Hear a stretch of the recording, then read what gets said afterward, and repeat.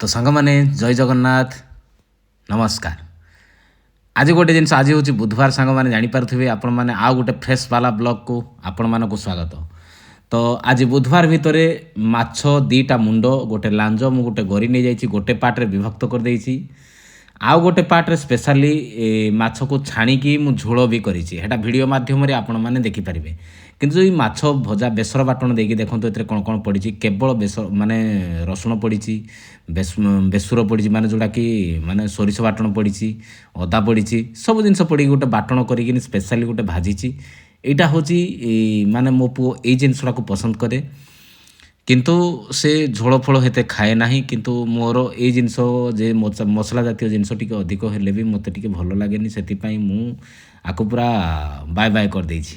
तो से माने माँ पु खाइबे बोली से यहाँ मु कौन कर कहले यहाँ मु भाजी दौची। तो सांग मैंने केमती है देखंतु भल है ना जदि भल है निहाती भाव में आपण मैंने घरे बनई खाई पारे ये उपाय। तो बेसर बाटण देकी स्पेशली पूरा मड़मड़ा जोड़ा कि माने कड़कड़िया की भाजी खाई पारे बहुत भी भल बेसर बाटण बहुत भल। आउ द्वितीय जिनस मो पाई जहाँ नहीं आपण मानक ये वीडियो माध्यम देखली तो स्पेशली मु तो पाखापाखि ही दुईटी तीनोटी पीस बोधे नहीं हाँ तीनोटी पीस नहीं जस्ट गोटे मुंडर फाड़े नहीं जाइए आउ दुईटा गरी नहीं जाइए कषा टाइप मु कर देइछि। तो एथिरे मु सोरिष भी देइनी अदा रसुण पेस्ट आउ टमाटो देकी तो एतिक जिनस देकी मु ताकू कषा टाइप जिन चिकेन जमती कषा जाए से टाइप मु कषिछि। निजे गरम भात जेहेतु खाइबी जेहेतु आज आइटम आउ कहले किछि नाही तो मु मना भी कली घरे हेइथिला आइटम हेइथिला साधा आइटम हेइथिला किंतु मु मना कली ना मु खाइबिनी। तो सेथिलागी मु एई जो कौन कहले कहली गरम माने गरम भात थिला तो कषा टाइप रही कली गरम भात तो एमती कषारे खाई हेबनी। तो से मु कौन कली कहल गरम भात रे पानी देदेली पानी पखाड़ हो गला पानी पखाड़ भितर कषा टाइप खाया को भल लगे।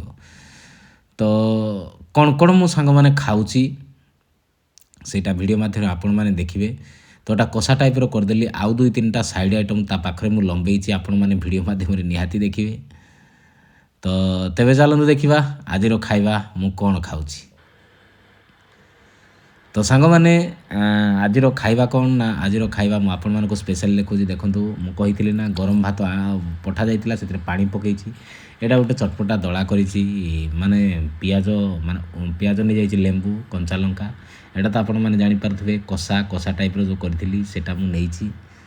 आ गोटे जिनस स्पेशल मु भाजी देखि पारथिबे ग्रीन पीस को भाजी ग्रीन पीस जस्ट कम भाजी आउ शिंभ मु नहीं जाइथिली जोड़ा कषि शिंभ मु नहीं जाइथिली।